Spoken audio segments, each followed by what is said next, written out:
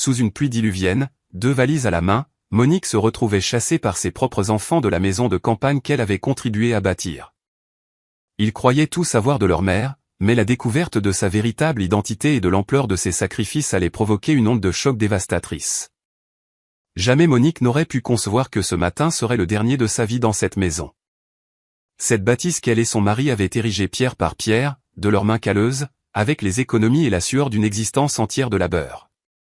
En cette aube grise, elle s'affairait dans la cuisine, préparant le café au lait rituel de plusieurs décennies, quand elle perçut la présence de ses 3 enfants à l'entrée. Leur arrivée simultanée était étrange. Chloé, Stéphane et Manon résidaient dans des villes éloignées et leur visite commune était rarissime. Le cœur de Monique s'emballa. Était-ce une surprise agréable? Un déjeuner impromptu pour raviver les souvenirs d'antan? Hélas, la lecture de leur visage ne lui offrit qu'une seule certitude, une froideur implacable. Une froideur plus acérée que la bise glaciale qui hurlait dehors.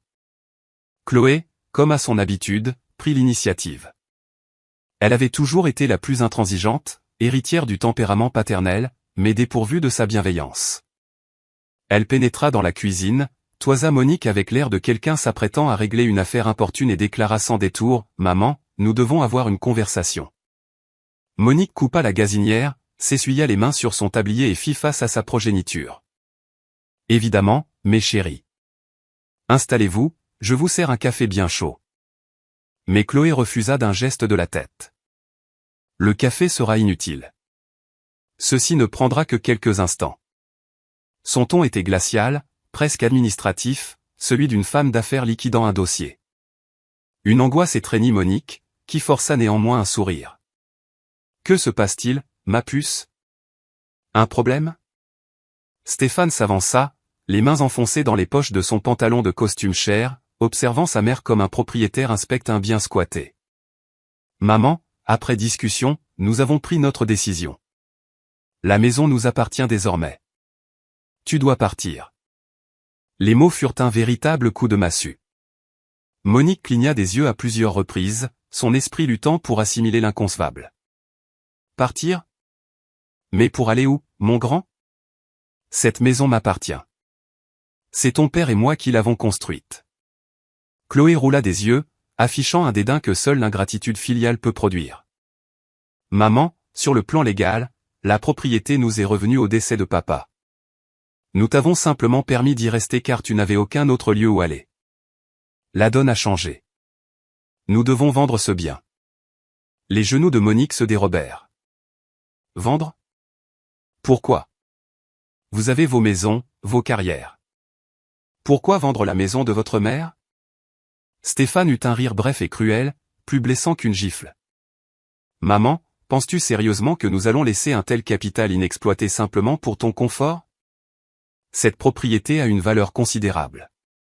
L'argent de la vente nous permettra à chacun de construire notre avenir. Monique chercha du soutien dans le regard de Manon, la cadette, la plus sensible en théorie. Mais Manon détourna les yeux vers le sol, se mordillant la lèvre, trop coarde pour s'interposer. Chloé reprit la parole, son ton trahissant une impatience croissante. Maman, épargne-nous tes drames. Tu as jusqu'à ce soir pour rassembler tes affaires et t'en aller. Un agent immobilier a été contacté. Il vient demain pour l'estimation. Les larmes affluèrent aux yeux de Monique, mais elle refusa de leur offrir ce spectacle. Mes enfants, vous n'avez pas le droit. J'ai consacré mon existence à cette maison. Des années passées à coudre jusque tard dans la nuit, à économiser le moindre sou, à me priver pour vous offrir le meilleur. Stéphane croisa les bras, excédé. C'est justement pour cela que tu dois comprendre, maman. Ta vie est derrière toi, tu as eu ta part. C'est notre tour de bénéficier des fruits de votre travail, à papa et à toi. Une douleur aiguë, non physique mais terriblement réelle, transperça Monique. La douleur de constater que les enfants qu'elle avait élevés lui étaient devenus étrangers. Mes enfants, où irai-je? Je n'ai nulle part où aller. Chloé haussa les épaules avec indifférence. Ce n'est plus notre affaire, maman. Tu es majeure, débrouille-toi. Il existe des foyers, des amis, des voisins. Nous ne pouvons pas te traîner comme un boulet éternellement. Chaque mot était une lame. Monique les dévisagea un à un, espérant y trouver une étincelle d'humanité, une réminiscence de l'amour qu'elle avait, elle en était sûre, planté en eux. Elle ne vit que froideur, hâte et avidité. Dehors, le ciel s'assombrit brutalement.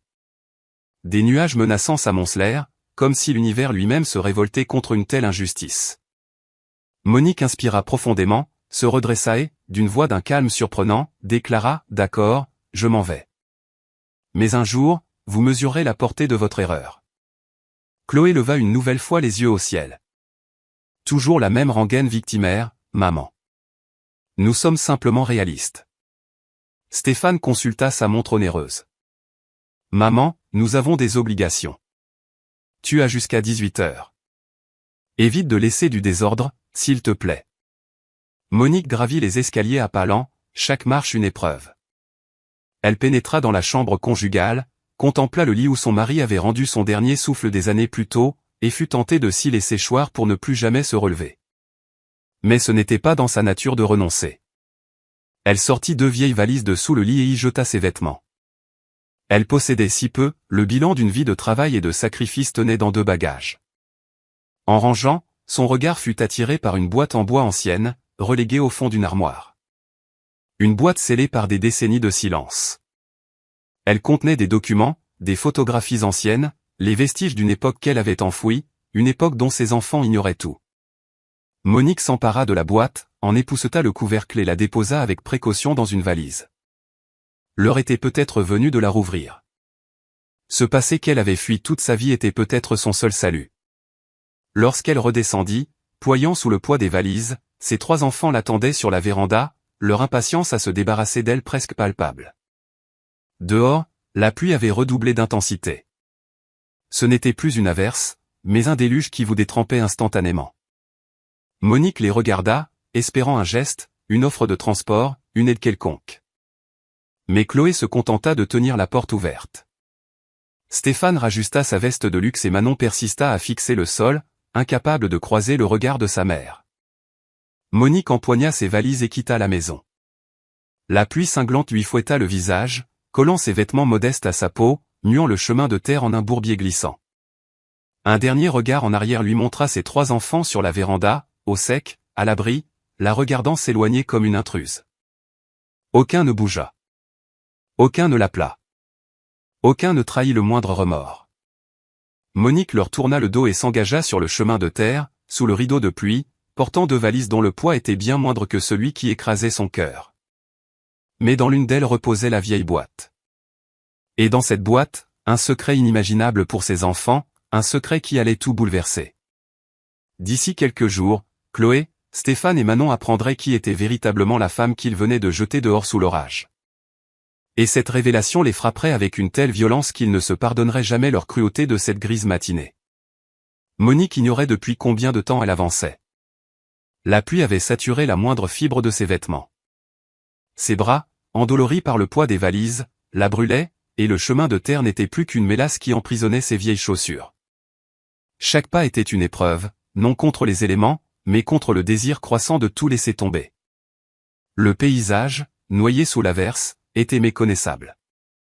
Elle ne voyait pas à plus d'1 mètre. Avait-elle marché 1 heure ou 3? Son corps hurlait sa fatigue, mais son esprit était torturé par les paroles de ses enfants, « Ta vie est derrière toi. C'est notre tour. » Ses jambes se mirent à trembler. Monique tenta un pas de plus, mais son pied dérapa dans la boue. Elle s'effondra à genoux, les valises tombant à ses côtés. L'eau boueuse éclaboussa son visage, ses mains, tout son être.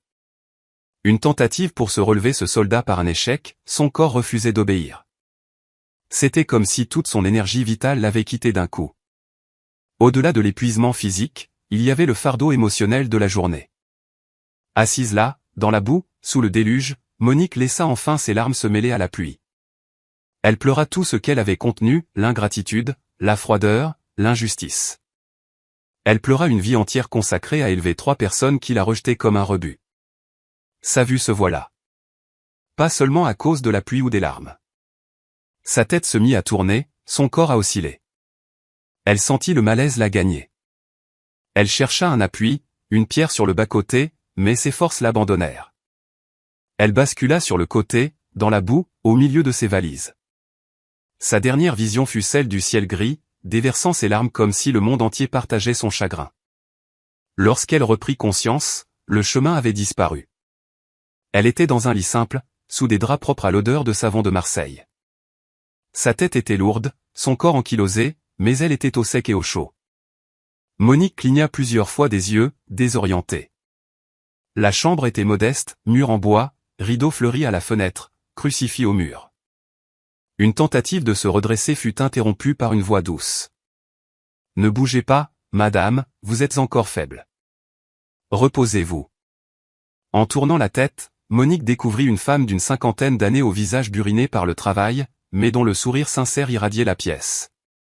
Elle lui tendit une tasse fumante. « Tenez, une tisane bien chaude. Ça vous requinquera. » Monique prit la tasse, ses mains tremblant. « Où suis-je » La femme s'assit au bord du lit. « Chez moi. Mon mari, Pierre, vous a trouvé inanimé sur la route. Nous vous avons ramené. » C'était il y a plusieurs heures. Les yeux de Monique s'emplirent à nouveau de larmes. Des larmes de gratitude, cette fois. Des inconnus lui avaient offert ce que ses propres enfants lui avaient refusé. Je ne saurais jamais comment vous remercier. La femme, Valérie, lui fit un sourire. Ne dites pas ça. On s'entraide. Que vous est-il arrivé? Seul sous un tel orage. Monique hésita. Comment raconter son histoire sans paraître pitoyable? Comment avouer avoir été chassée par ses enfants? Des soucis familiaux. J'ai dû partir précipitamment. Valérie, sentant un sujet sensible, n'insista pas. Eh bien, restez aussi longtemps qu'il le faudra. Ce n'est pas le grand luxe, mais vous aurez un toit et un repas chaud. Monique, observant cette chambre simple, cette humble maison, y trouva plus de chaleur et d'accueil que dans sa propre demeure ces dernières années. Je ne veux pas être un fardeau, je peux me rendre utile. Valérie sourit. Si vous en avez la force, votre aide sera la bienvenue. Il y a toujours à faire, la lessive, la cuisine. Ici, chacun met la main à la pâte. Les jours qui suivirent, Monique reprit des forces. Elle participait aux tâches domestiques avec Valérie. Une vie simple, mais une routine apaisante. Pierre, un homme de peu de mots qui travaillait dans une ferme voisine, rentrait chaque soir avec un sourire bienveillant et s'enquérait de sa santé. Le couple, sans enfant, la traitait comme un membre de leur famille. C'était à la fois une source de douleur et de guérison. Douleur de constater que des étrangers lui offraient ce que ses enfants lui refusaient, guérison de voir que la bonté existait encore. Un soir, seule dans le petit salon après que ses hôtes se furent couchés, Monique écoutait la pluie tambouriner sur le toit en tôle. Son regard se posa sur les 2 valises que Pierre avait rangées dans un coin de sa chambre. Elle se leva, prit la valise contenant la vieille boîte, et revint s'asseoir près de la fenêtre. Elle posa la boîte sur ses genoux. Tant d'années à fuir son contenu. De ses doigts tremblants, elle souleva le couvercle. À l'intérieur, des photographies jaunies, de vieux documents, des coupures de presse. La première photo lui serra le cœur. C'était elle, mais une version d'une autre vie. Une jeune femme éblouissante, richement vêtue, posant devant un immense manoir. À ses côtés, un couple à l'élégance raffinée. Ses parents. Des parents perdus de vue depuis des décennies, qui avaient préféré leur fortune à leur fille. Monique caressa la photo, se remémorant ce jour. C'était juste avant la catastrophe, juste avant le choix qui allait sceller son destin. Une autre photo la montrait avec un homme simple, arborant un sourire d'un bonheur pur et authentique. Le père de ses enfants. L'homme pour qui elle avait tout quitté. L'homme qu'elle avait choisi au détriment de la richesse. Il n'était plus là, emporté par la maladie quelques années plus tôt, mais son souvenir restait une braise chaude dans son cœur. « Ai-je bien fait ?» se demanda-t-elle, fixant la photo. L'amour valait-il un tel renoncement? Absorbée, elle n'entendit pas Valérie s'approcher. Réveillée par la soif, celle-ci avait vu la lumière et s'était arrêtée sur le seuil, observant Monique. Quelque chose dans ces vieilles photos l'intrigua. Ce n'était pas le monde des gens simples. Valérie s'avança avec précaution. « Madame Monique, c'est bien vous sur cette photo ?» Monique sursauta et tenta de refermer la boîte, mais il était trop tard. « C'est du passé, Valérie. De vieilles histoires sans importance. Mais Valérie avait vu les larmes et la douleur sur le visage de son invité. Elle s'assit près d'elle, lui prenant la main. Le passé compte toujours, madame. Il nous a fait ce que nous sommes. Monique secoua la tête. Ce passé ne m'a apporté que du chagrin. Je préfère l'oublier. Valérie jeta un nouveau coup d'œil aux photos. Le manoir, les tenues, le port altier.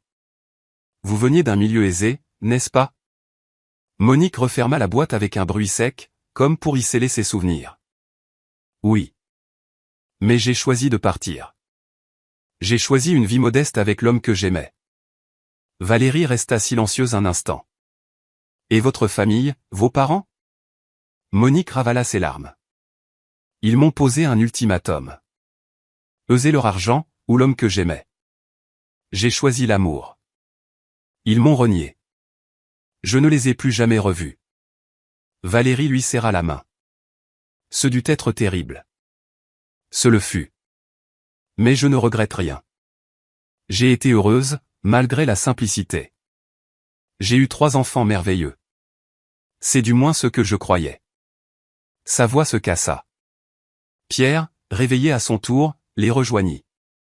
Un problème? Valérie se tourna vers lui. Pierre, Madame Monique a une histoire extraordinaire. Elle vient d'une grande famille, mais a tout abandonné par amour. Pierre regarda Monique avec un respect nouveau. J'ai toujours senti en vous une certaine distinction. Votre maintien, votre élocution. Je comprends mieux maintenant. Monique secoua la tête. Je n'ai rien de distingué. Je suis juste une mère qui a tout donné à ses enfants et qui a été mise au rebut. Valérie lui prit le visage entre ses mains. Vous êtes quelqu'un d'important. Et vos enfants le réaliseront. Il n'est jamais trop tard. Monique esquissa un sourire triste.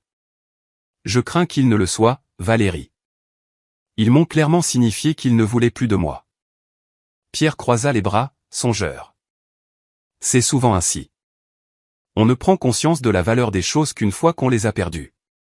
Monique remit la boîte dans sa valise, mais les images et les souvenirs restaient gravés dans son esprit. Ce passé qu'elle avait tenté d'oublier venait de ressurgir avec une force nouvelle. Et pour la première fois en 40 ans, elle se demanda si elle n'avait pas fait une erreur. Si elle était restée, ses enfants auraient-ils eu une vie meilleure? L'auraient-ils traité avec moins de mépris s'ils avaient su la vérité? Trop tard pour les regrets. Ou peut-être pas. Car au même moment, dans une autre ville, un avocat distingué recherchait activement une certaine Monique Cavalcante. Et sa découverte allait tout changer. Chloé, sur la véranda, contemplait la propriété avec l'avidité d'une femme d'affaires. 4 jours s'étaient écoulés depuis l'expulsion de sa mère, et le remords ne l'avait pas effleurée. Au contraire, elle se sentait soulagée, libérée de ce poids, de cette femme dramatique et de sa posture de victime. Stéphane, à ses côtés, fumait une cigarette hors de prix, les yeux rivés sur son smartphone professionnel. À l'intérieur, Manon mettait en carton les maigres biens de leur mère, destinés au rebut. Aucun d'eux n'avait cherché à savoir ce qu'il était advenu de Monique. Ils s'en désintéressaient totalement. C'est alors qu'un nuage de poussière sur le chemin de terre attira leur attention. Une berline noire de luxe, incongrue dans ce décor rural, approchait lentement. Chloé fronça les sourcils. Qui cela pouvait-il être? L'agent immobilier n'était attendu que le lendemain. Stéphane releva la tête de son écran. La voiture s'immobilisa devant la maison. Un homme d'une 60aine d'années en descendit. Costume impeccable, mallette en cuir, lunettes de créateur. Il dégageait une autorité naturelle. Il consulta un document, puis se dirigea d'un pas assuré vers la véranda. Bonjour. Je cherche Madame Monique Cavalcante. Est-ce bien ici? Chloé, déconcertée, répondit, Cavalcante? Non, ma mère s'appelle Monique Silva. L'avocat car c'en était un, à n'en pas douter ajusta ses lunettes et relut son papier. Monique Silva est peut-être son nom d'usage, mais son nom de naissance est Monique Cavalcante. Est-elle présente? Stéphane s'interposa, soupçonneux. Qui êtes-vous et que lui voulez-vous? L'homme lui tendit une carte de visite. Maître Jean Dubois, avocat spécialisé en droit des successions. Je représente la famille Cavalcante depuis plus de 30 ans. Chloé prit la carte, la lut, et sentit un malaise l'envahir. Cavalcante. Ce nom lui disait quelque chose, mais impossible de le situer. Maître Dubois, ma mère n'a jamais porté ce nom. Toujours Silva. L'avocat soupira, comme s'il s'apprêtait à une révélation pénible. C'est qu'elle y a renoncé en quittant le domicile familial il y a des décennies.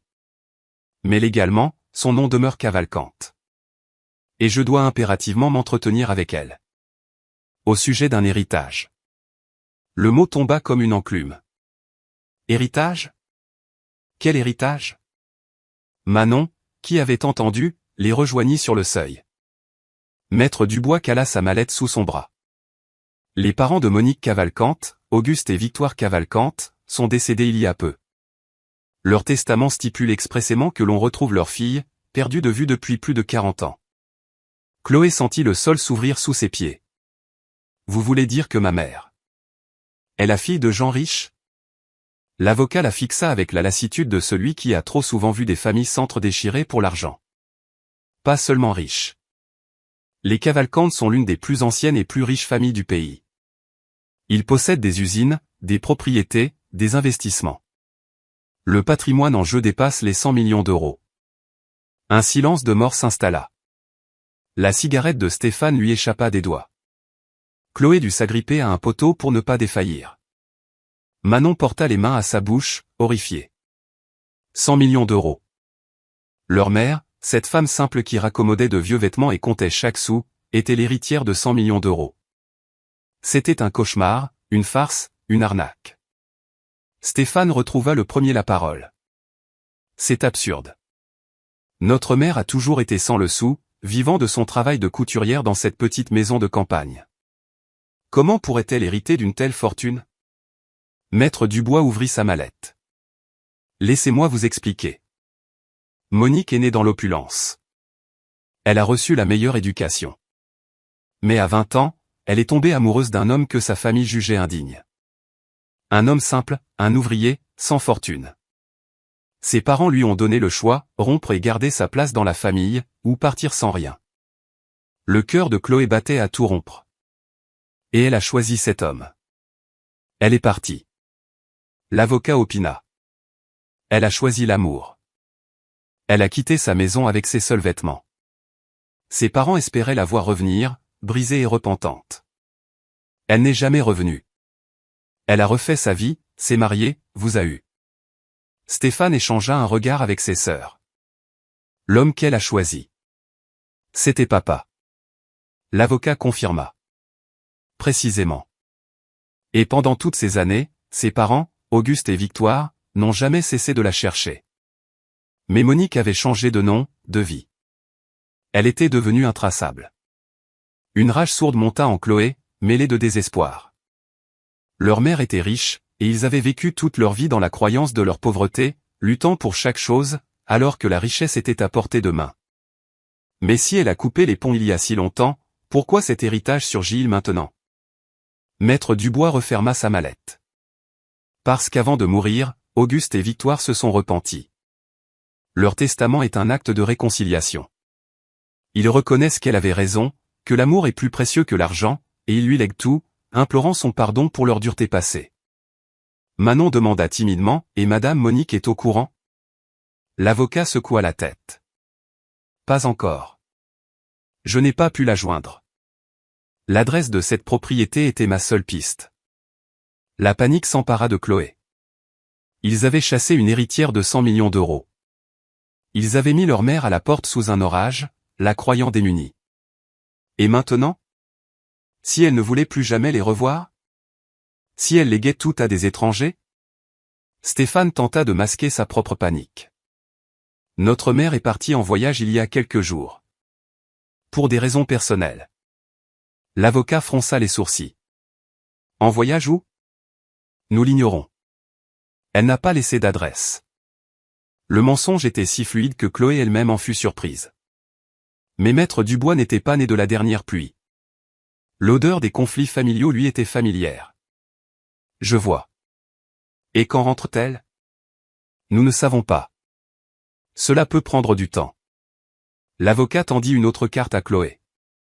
À son retour, je vous prie de lui demander de me contacter de toute urgence. Le règlement de la succession ne peut attendre. Chloé prit la carte, la main moite. Entendu, nous le ferons. Le regard de Maître Dubois balaya la scène, les cartons contenant les affaires de Monique, l'air glacial des 3 enfants. Il avait tout compris. Une autre famille qui ne réalise la valeur de ce qu'elle a qu'une fois qu'elle l'a perdu. Il en avait vu des centaines. J'ose espérer que lorsque vous la retrouverez, vous lui témoignerez le respect qu'elle mérite. Une femme qui renonce à 100 millions d'euros par amour est une perle rare. Il repartit, les laissant stupéfaits sur la véranda. Dès que la voiture noire eut disparu, Chloé s'effondra. 100 millions d'euros. Maman est l'héritière de 100 millions d'euros. Et nous l'avons mise dehors. Stéphane, le visage entre les mains, était au bord des larmes. Quelle erreur avons-nous commise? Manon éclata en sanglots. Je vous l'avais dit. Je vous avais dit que c'était mal de la traiter ainsi. Chloé se releva brusquement, l'air mauvais. Ce n'est pas le moment de te lamenter. Nous devons la retrouver. Stéphane approuva. Et vite. Avant qu'elle ne nous raie de sa vie. Ils se précipitèrent à l'intérieur, s'emparant de leur téléphone. Voisins, parents éloignés, tous ceux qui auraient pu croiser Monique furent contactés. En vain. Personne ne l'avait vue. La terre semblait l'avoir avalée depuis cet orage, 4 jours plus tôt. La panique de Chloé s'intensifia. Et si? Si un malheur lui était arrivé? Stéphane devint livide. Ne dis pas de bêtises. Manon, effondrée sur le canapé, pleurait à chaudes larmes.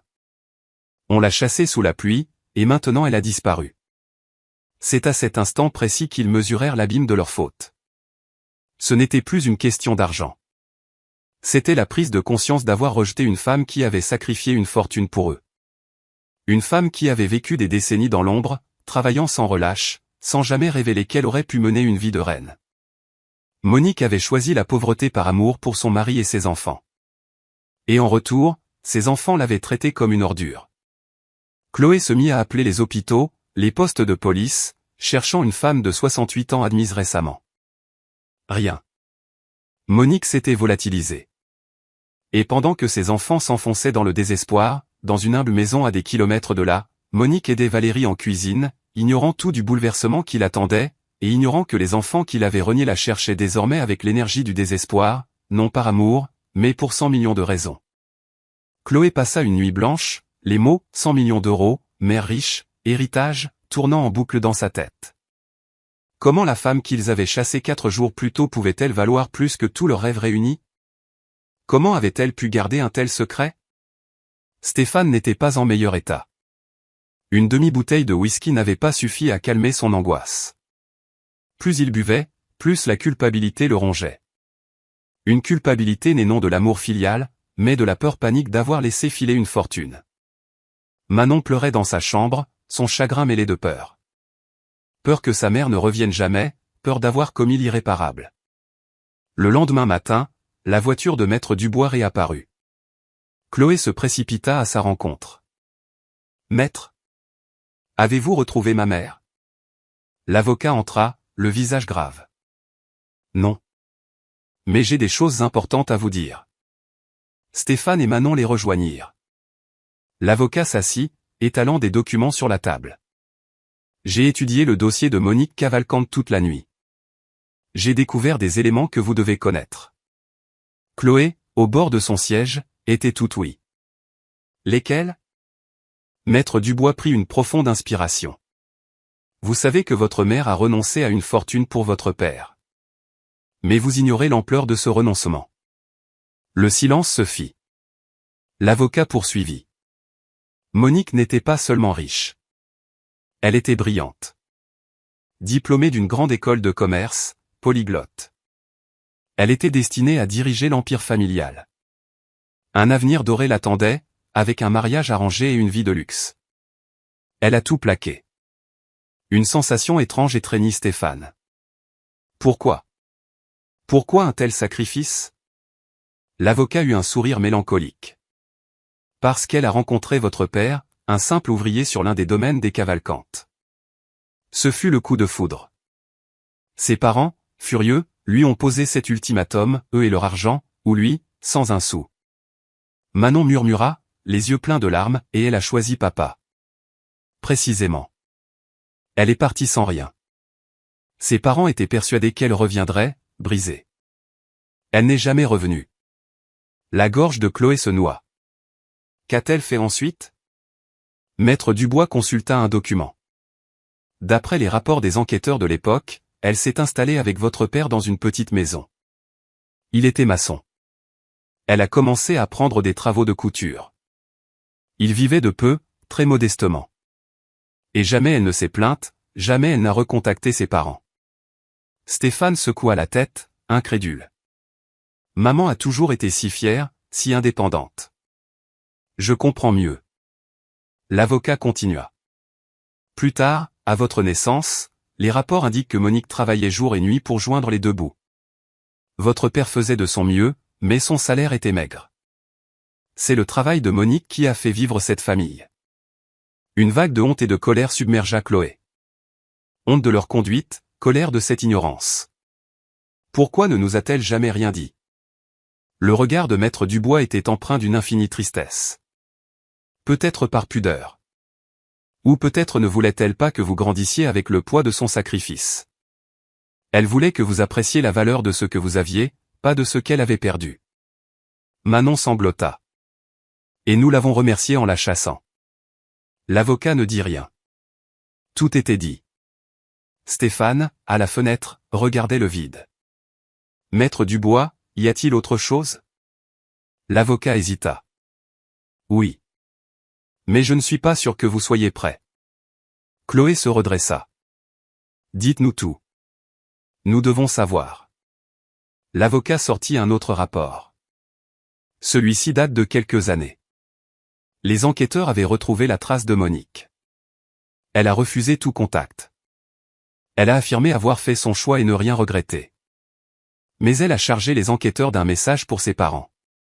Lequel? Demanda Chloé. Maître Dubois lut, elle leur a fait savoir qu'elle leur pardonnait leur dureté, qu'elle comprenait leur désir de la protéger, et qu'elle était heureuse. Elle a ajouté que ses 3 enfants étaient sa plus grande richesse. Un silence de mort tomba sur la pièce. Cette phrase les frappa en plein cœur. Elle les avait qualifiés de « plus grande richesse », et eux l'avaient traité comme un fardeau. Stéphane s'effondra contre le mur, anéanti. Nous ne la méritons pas. Chloé cacha son visage dans ses mains. Nous ne l'avons jamais méritée. Manon s'était à nouveau réfugiée dans sa chambre. Maître Dubois rangea ses papiers. Une dernière chose. Avant de mourir, les parents de Monique lui ont écrit des lettres. Des lettres? Des lettres de pardon. Ils y reconnaissaient son courage, la supériorité de l'amour sur l'argent, et imploraient son pardon pour leur froideur. Stéphane, les yeux rougis, le fixa. Et elle ne l'a jamais su. Jamais. Ses parents n'ont eu le courage d'écrire qu'à la fin de leur vie, et ils sont morts avant d'avoir pu les posters. Une douleur physique tordit les entrailles de Chloé. Maman a vécu toute sa vie en se croyant haïe de ses parents, alors qu'ils l'aimaient. Maître Dubois acquiesça.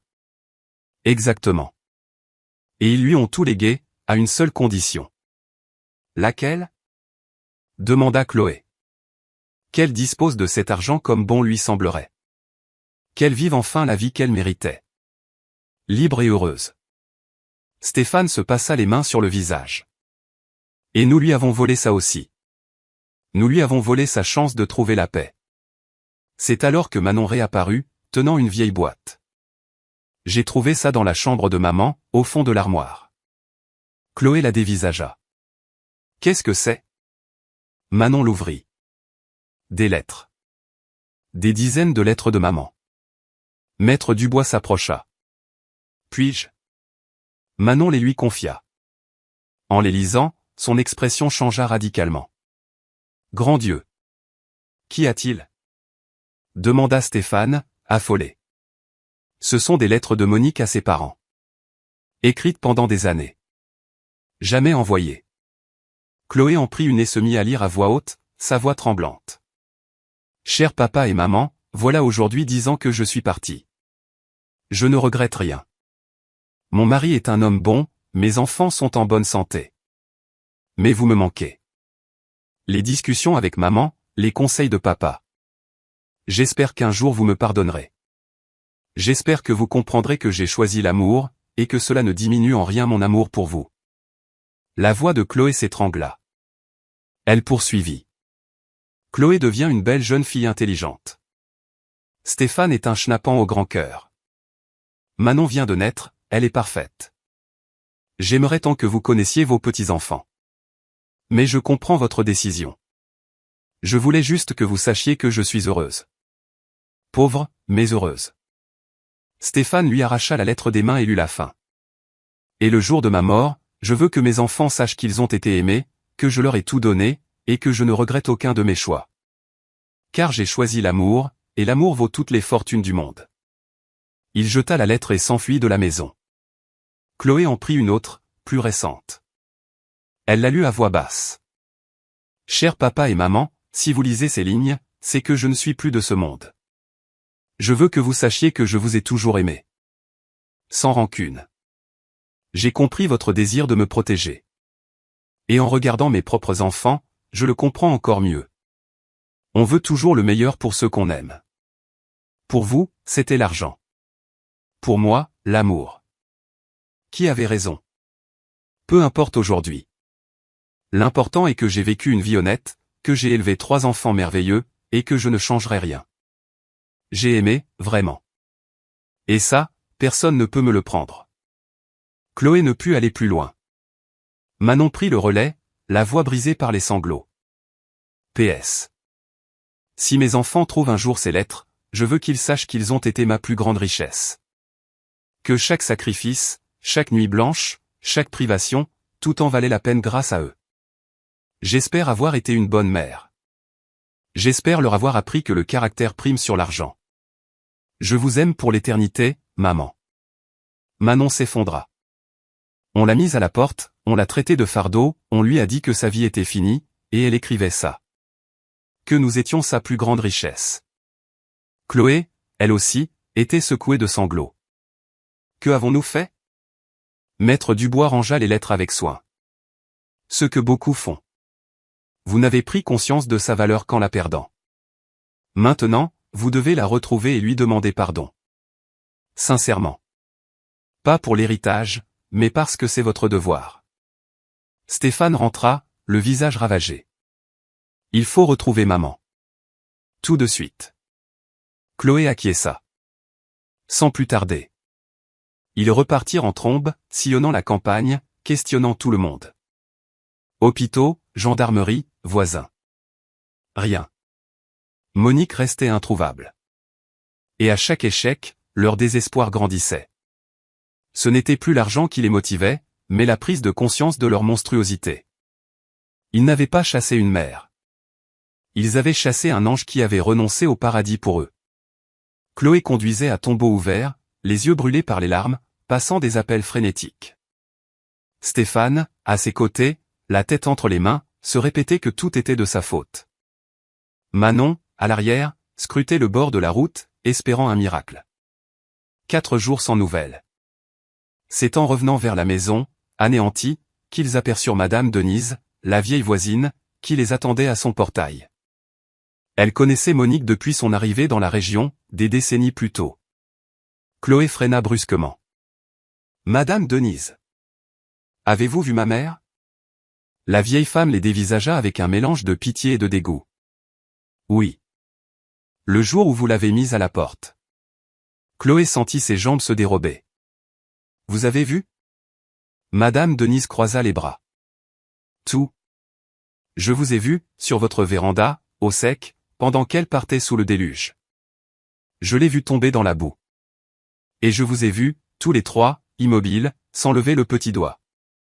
Stéphane s'avança, la honte au cœur. Madame Denise, nous la cherchons. Nous devons lui parler. La vieille femme eut un rire amer. Maintenant? 4 jours après l'avoir jetée dehors comme une malpropre? Chloé tenta de se justifier. Vous ne comprenez pas. Nous avons appris des choses. Des choses importantes. Madame Denise secoua la tête. Vous avez appris qu'elle avait de l'argent, c'est ça? Chloé blêmit. Comment? Votre mère m'a tout raconté il y a bien longtemps. J'étais sa confidente. Le choc fut brutal. Leur mère s'était confiée à la voisine, mais pas à eux. Madame Denise poursuivit, implacable. Monique m'a parlé de sa famille, de son héritage, de son choix.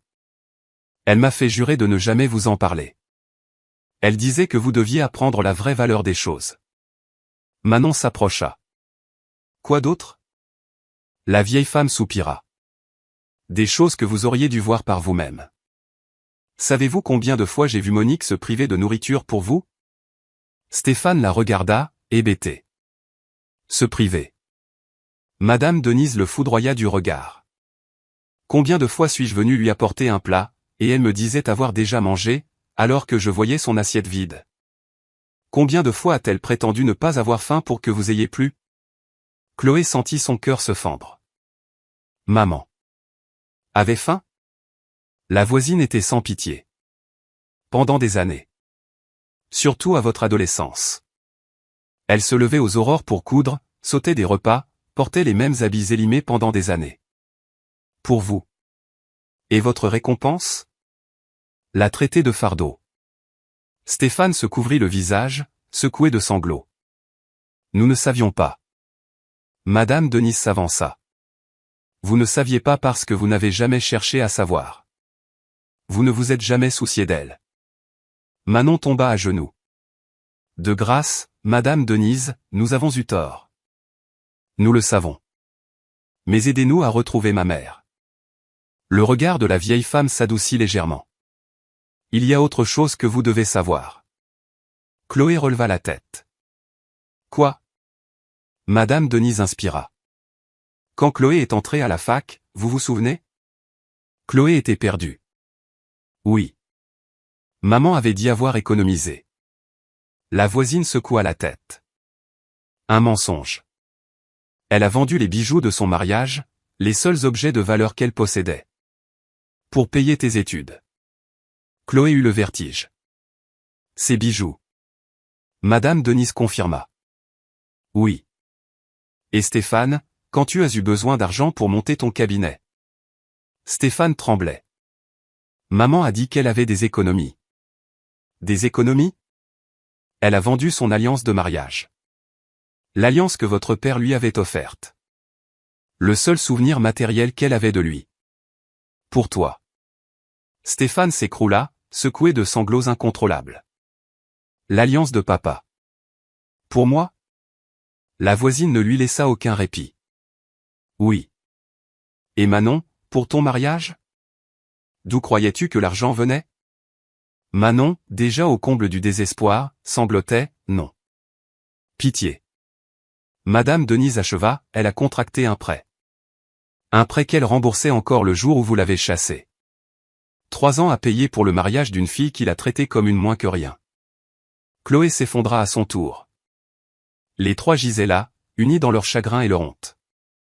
Madame Denise les regarda avec un mélange de pitié et de colère. Et le pire. Stéphane releva un visage défait. Il y a pire? Elle acquiesça. Oui. Il y a un mois, Monique a reçu une lettre. Je l'ai vue pleurer en la lisant. C'était de ses parents. Il la cherchait, voulait se réconcilier, lui parlait de l'héritage. Chloé devint livide. Elle savait? Depuis un mois? Madame Denise confirma. Elle savait. Et savez-vous ce qu'elle a fait? Elle a rangé la lettre et a continué sa vie. Elle disait qu'elle n'avait pas besoin d'argent. Qu'elle avait tout ce qu'elle désirait, vous trois. Le silence qui suivit fut plus lourd que le plomb. Monique était au courant de sa fortune depuis un mois. Elle aurait pu tout plaquer. Elle avait choisi de rester. Et un mois plus tard, ses enfants l'avaient chassée. Stéphane haletait. Nous sommes des monstres. Pire que des monstres. Chloé s'agrippa à la jupe de Madame Denise. S'il vous plaît. Savez-vous où elle est? La vieille femme secoua la tête. Non. Et si vous la retrouvez, vous ne méritez pas son pardon. Manon se releva, chancelante. Nous le savons. Mais nous devons essayer. Lui demander pardon. Lui dire que nous savons tout. Ils rentrèrent, anéantis. Ils se mirent à fouiller la maison, cherchant d'autres indices, d'autres pièces du puzzle de la vie de leur mère. Ils trouvèrent de vieux carnets de comptes, des années d'économie de bouts de chandelle, avec des annotations déchirantes. Je sautais mon déjeuner pour que les enfants aient assez à manger. Je cousais jusqu'à 3 heures du matin pour payer l'école. J'ai vendu ma dernière boucle d'oreille pour acheter des médicaments pour Stéphane. Chloé découvrit un dossier contenant les relevés du prêt pour le mariage de Manon. Chaque échéance honorée, au prix de quel sacrifice? Il y avait aussi des photos de Monique jeune et insouciante, dans un monde de luxe qu'elle avait abandonné. Et une photo de son mariage, robe simple, décor modeste, mais un sourire d'un bonheur éclatant.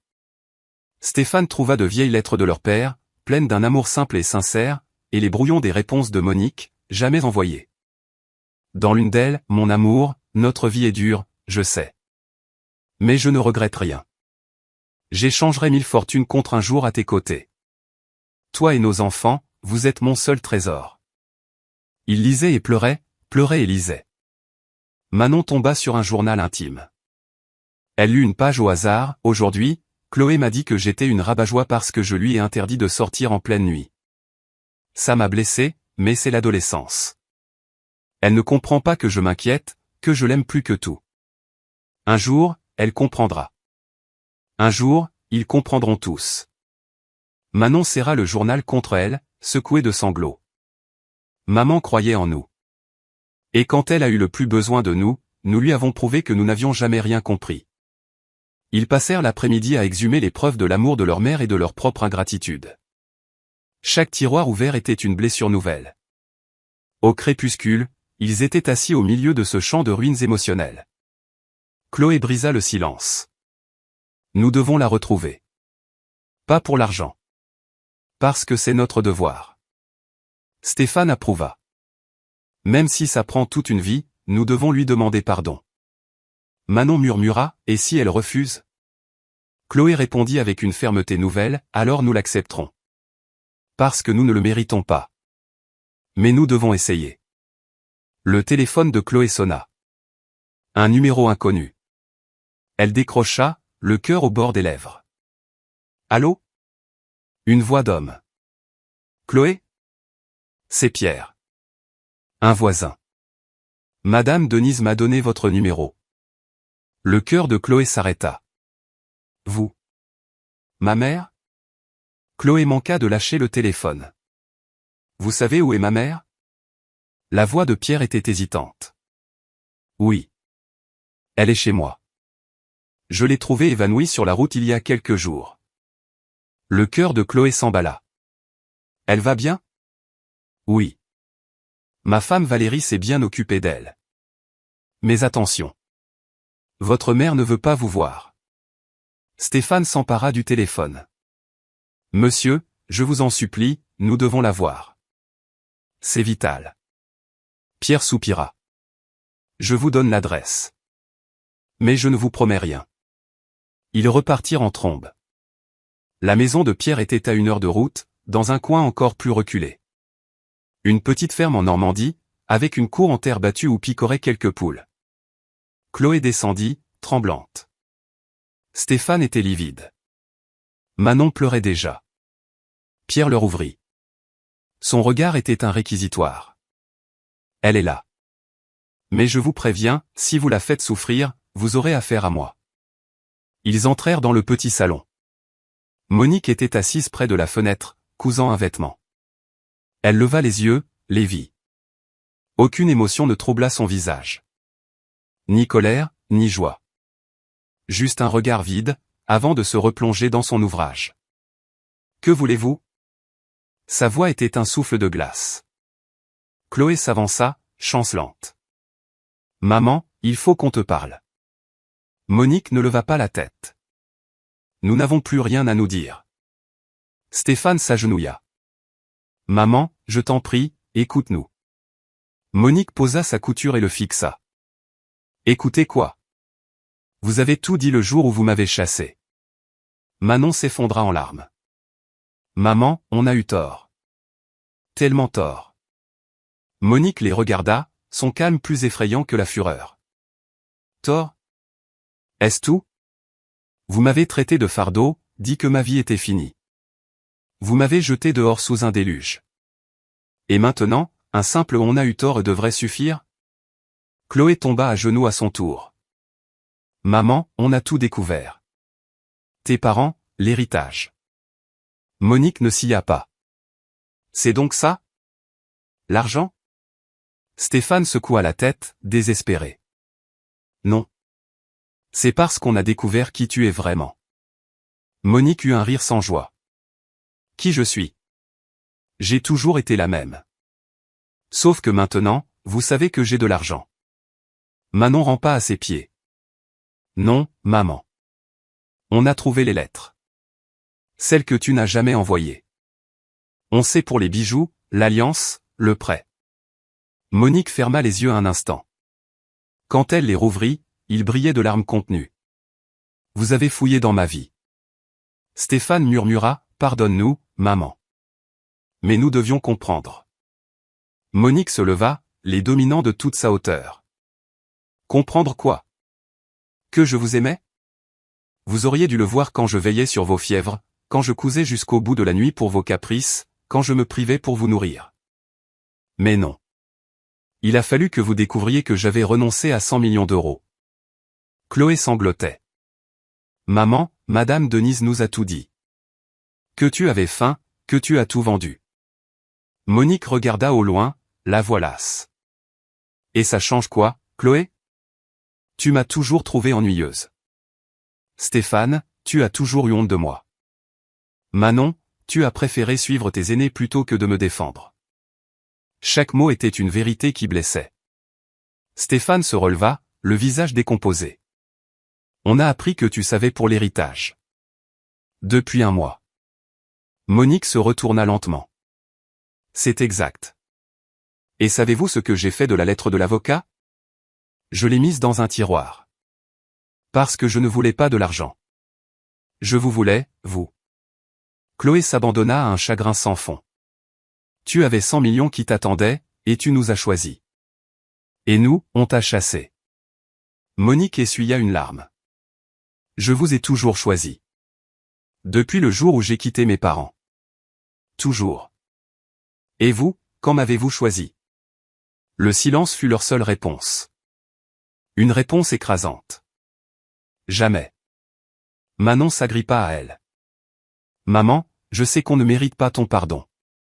Qu'on a été les pires enfants du monde. Mais on t'en supplie. Laisse-nous une chance de nous racheter. Monique la regarda. Me racheter comment? En me rendant mes nuits blanches, mes repas sacrifiés, la dignité que vous m'avez volée? Stéphane, la voix brisée, intervint, on ne peut pas effacer le passé. Mais on peut essayer d'être meilleur. Monique secoua la tête.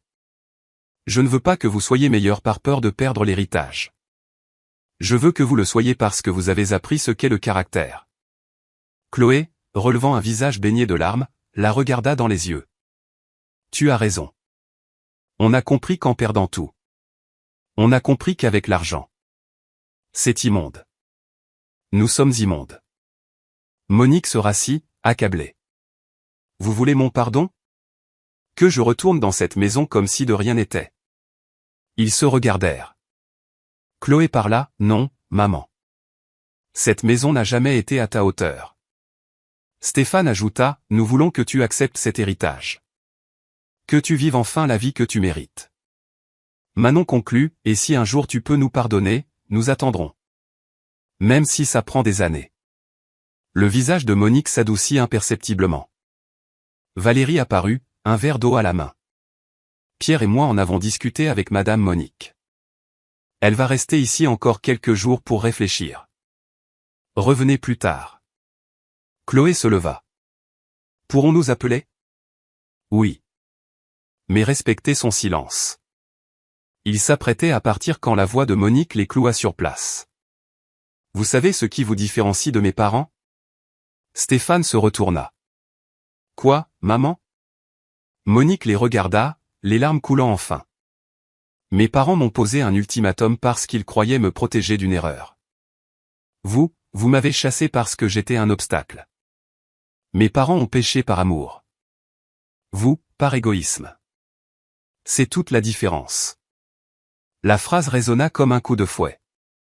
Ils partirent, anéantis, sachant que le chemin de la rédemption serait long et douloureux. 3 mois s'écoulèrent. 3 mois de contact téléphonique hebdomadaire, bref et formel.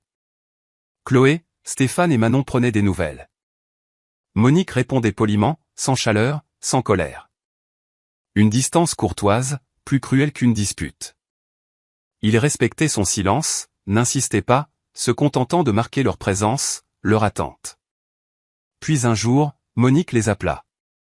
Elle voulait les voir, tous les trois, chez Pierre. Elle avait une annonce importante à faire. Ils arrivèrent, le cœur serré d'appréhension. Pardon ou rupture définitive. Elle était assise à sa place habituelle, mais une nouvelle sérénité illuminait son visage. Elle attendit qu'il soit installé. Sa voix était calme. J'ai accepté l'héritage. J'ai signé les documents chez Maître Dubois. Les 100 millions d'euros sont désormais miens. Il ne dit rien. L'argent n'avait plus d'importance. Ce qui comptait, c'était de voir leur mère accepter enfin ce qui lui revenait de droit. Elle poursuivit. J'ai pris des décisions. Premièrement, je vais donner 50 millions pour la construction d'un hôpital communautaire, pour que les plus démunis soient soignés avec dignité. Il portera le nom de mes parents, l'hôpital Victoire et Auguste. Manon murmura, les yeux humides, c'est merveilleux, maman. Monique acquiesça. Ils ont eu tort, mais ils ont tenté de se racheter. Je veux honorer leur mémoire. Deuxièmement, 10 millions iront à la création d'une fondation pour aider les femmes à se reconstruire. Celles qui ont été rejetées, abandonnées. Je sais ce qu'elles endurent. Stéphane, ému, demanda, et le reste, maman? Monique les regarda, un mélange d'amour et de tristesse dans les yeux. Le reste, je l'ai partagé en 4. 10 millions pour chacun de vous. 10 millions pour moi. Chloé secoua la tête. Maman, nous ne le méritons pas. Monique leva la main. Je sais. Vous l'avez dit vous-même. Je ne vous donne pas cet argent parce que vous le méritez. Je vous le donne parce que je suis votre mère. Et une mère aime, même quand on ne l'aime pas en retour. Stéphane, en larmes, cacha son visage dans ses mains. Monique continua, la voix plus ferme. Mais il y a des conditions. 3 conditions, non négociables. Ils la regardèrent, prêts à tout. Première condition, vous ne toucherez pas à cet argent avant 1 an. Et pendant cette année, vous travaillerez. Chloé, perplexe, demanda, où ça, maman? Monique la fixa. Toi, Chloé, tu travailleras dans un restaurant solidaire. Tu serviras les sans-abri, tu feras la plonge, tu nettoieras les tables. Sans te plaindre. Chloé déglutit, mais acquiesça. Je le ferai. C'est promis. Monique se tourna vers Stéphane. Toi, tu travailleras sur un chantier de construction. Tu porteras des sacs de ciment, tu gâcheras du mortier. Tu connaîtras la pénibilité du travail manuel.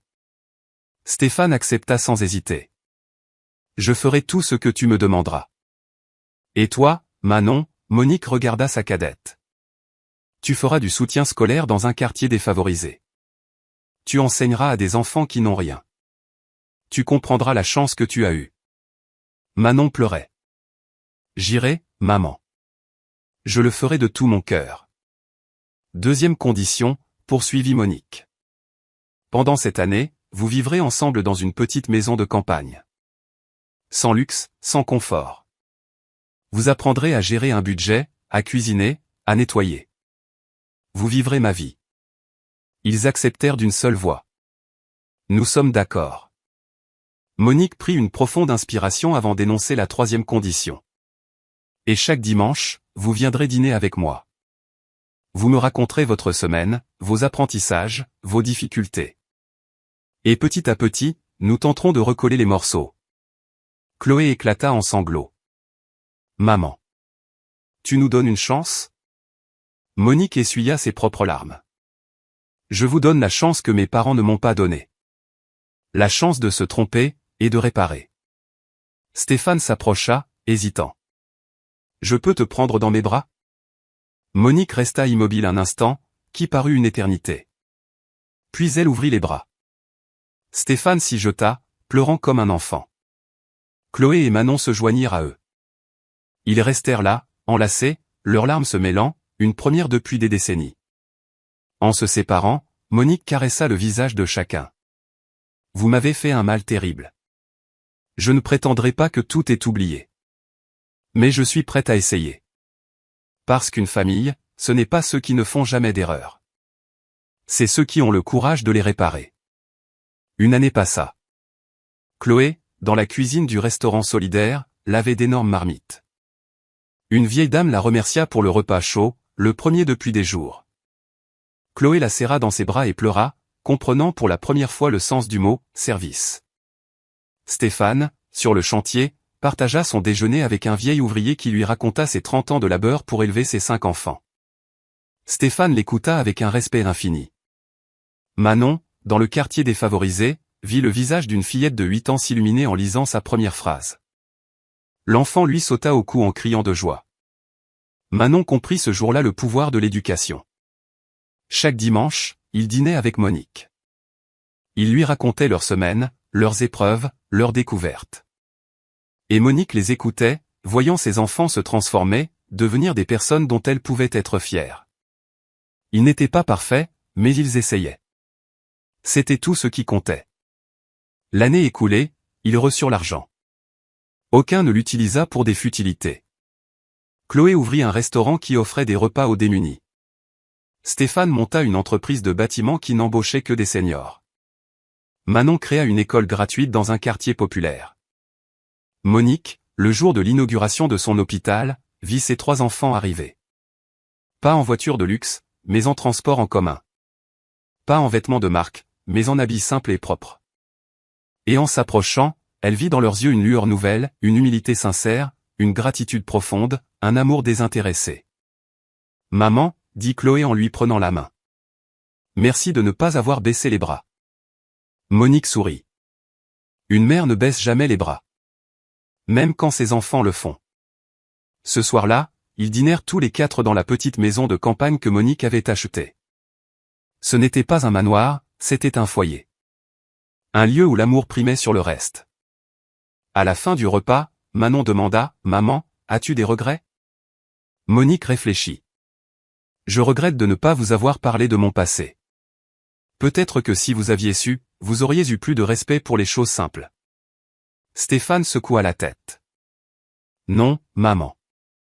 Si tu nous avais parlé, nous t'aurions aimé pour l'argent auquel tu as renoncé. Aujourd'hui, nous t'aimons pour les sacrifices que nous n'avions jamais vus. » Monique regarda ses 3 enfants, métamorphosés, et sentit une paix profonde l'envahir.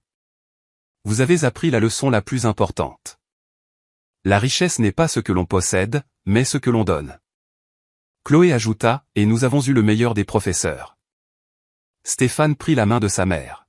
« Nous ne l'oublierons jamais, maman. » Manon conclut, « Et un jour, nous transmettrons à nos propres enfants ce que tu nous as appris, que le caractère ne s'achète pas, il se forge. » Monique sourit, les larmes aux yeux. Et quand ils se levèrent pour débarrasser la table, tous ensemble, pour la première fois, chacun participait, chacun servait, chacun aimait. Ils avaient appris qu'une famille n'est pas une question de sang ou d'héritage, mais un choix quotidien. Le choix d'aimer, malgré les blessures, malgré le coup, malgré les difficultés. Et cette nuit-là, dans une modeste maison, autour d'un dîner simple, Monique obtint enfin ce qu'elle avait toujours désiré, une famille qu'il aimait pour ce qu'elle était, et non pour ce qu'elle possédait. C'était là la plus grande des fortunes.